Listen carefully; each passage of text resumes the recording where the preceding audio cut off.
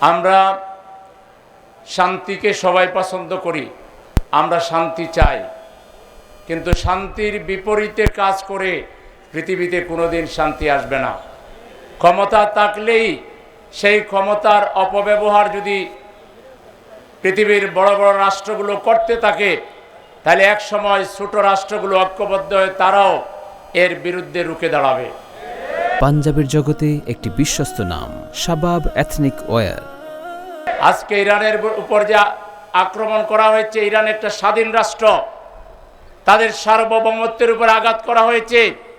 এটা আমরা স্বাধীন বাংলাদেশের নাগরিক হিসাবে কোনোভাবে মেনে নিতে পারি না, কারণ এটা মেনে নিলে একদিন আমাদের সার্বভৌমত্বের উপর আঘাত হানা হতে পারে।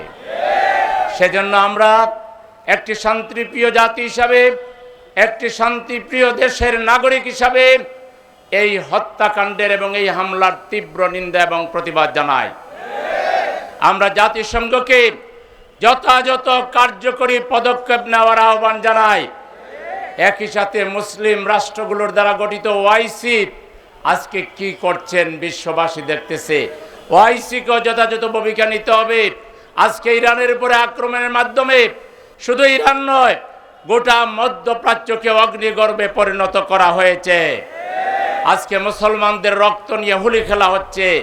এই অবস্থায় আল্লাহর যে আহ্বান, ওয়াতাসিমু বিহাবলিল্লাহি জামিআন ওয়া লা তাফাররাকু, সমস্ত মুসলমানদেরকে, স্বাধীনতাকামী মানুষকে, বিবেকবান মানুষদেরকে আজকে ঐক্যবদ্ধ হয়ে অন্যায়ের বিরুদ্ধে, অসত্যের বিরুদ্ধে, জুলুমের বিরুদ্ধে লড়াইয়ে আজকে ঐক্যবদ্ধ হতে হবে।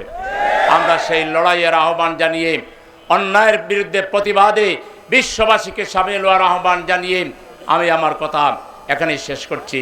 আসসালামু আলাইকুম ওয়া রাহমাতুল্লাহি ওয়া বারাকাতুহু।